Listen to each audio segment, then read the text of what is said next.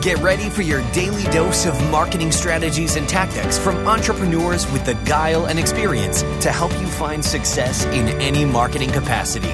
You're listening to Marketing School with your instructors, Neil Patel and Eric Su.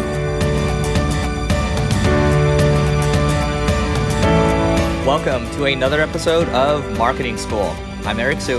And I'm Neil Patel. And today we're going to talk about how to step away from your business so it grows on its own. Neil, what are your thoughts around this topic?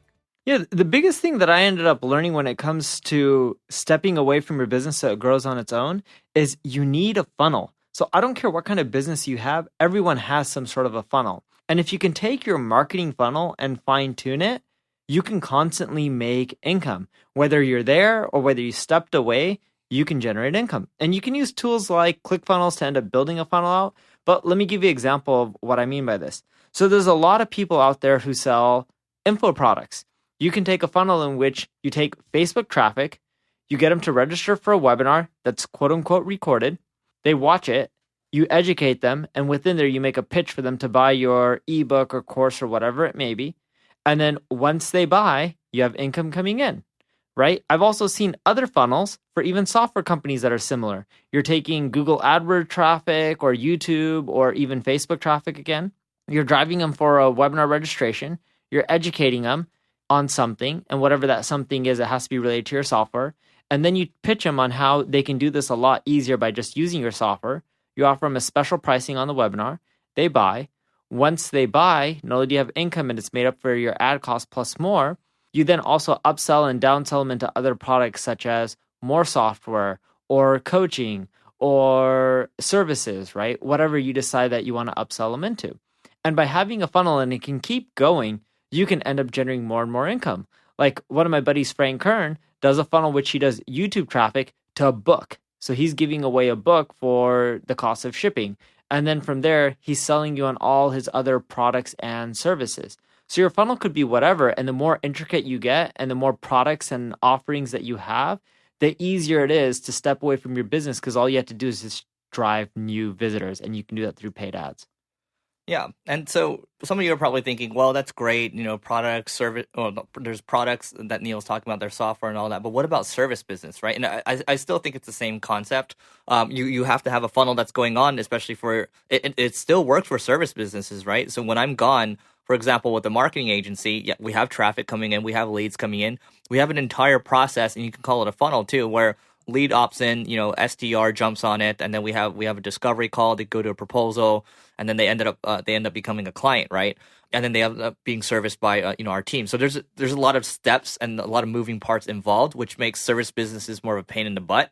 But that's not to say, you know, it's not a pain in the butt for these other businesses. So what I would say is, if you're running a services-based business or you're just getting started, when you're hiring people, it's not just you're just trying to take things off your plate, right? Yeah, it's important to take things off your plate, but you got to make sure that you're bringing on the right people. And it all starts with a really solid training process, right? So people don't really like talking about training, but just think about it. When you hire someone, you don't want them to just jump into. A lot of people just hire someone to just take things off their back, and they want them to throw them into the fire immediately. I like throwing people into the fire, but I prefer that they learn, especially for the first 2 to 4 weeks or so. Just learn about the culture, learn how we operate, learn how people are. I even write down all my shortcomings as me as a manager and me as a leader.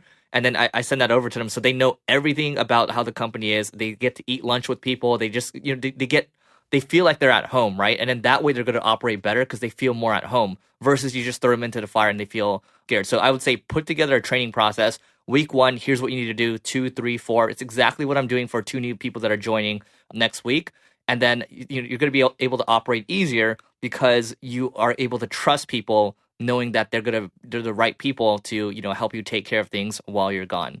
Yeah, and when it comes to stepping away from the business, I like hiring people who are good to go from day one. And as Eric mentioned, there's a training process. Just because you hired someone who worked for your competitors doesn't mean they're going to know exactly what to do for your business, even if it's very similar.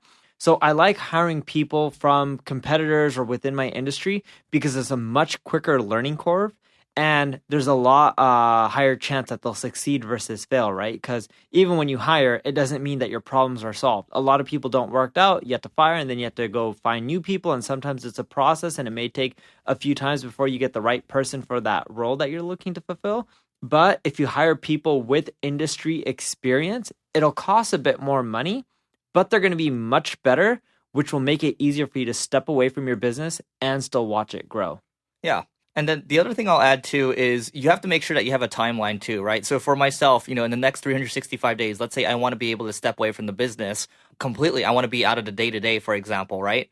Well, then you need to set up what that timeline looks like. So you start with the 365 days and work backwards from that and say, okay, here are the exact things that need to happen. Here's the issues right now. Here's what we need to do to get to kind of the goal. And ultimately, try to make sure that your business is able to run on its own without you. So here's a line that I got recently. Forgot who I got it from, but someone told me that, hey, you don't have a business until it can grow on its own without you, right? So I'm gonna repeat that again. You don't have a business until it can grow on its own without you, right?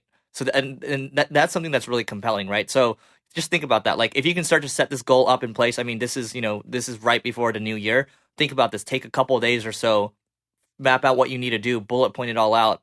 Even map out what went well for the year and what sucked, and then map out what you need to do, and you'll be fine. Neil? The last thing I ended up learning from this whole process, because I have an agency similar to Eric, and with my agency, I'm not there day to day.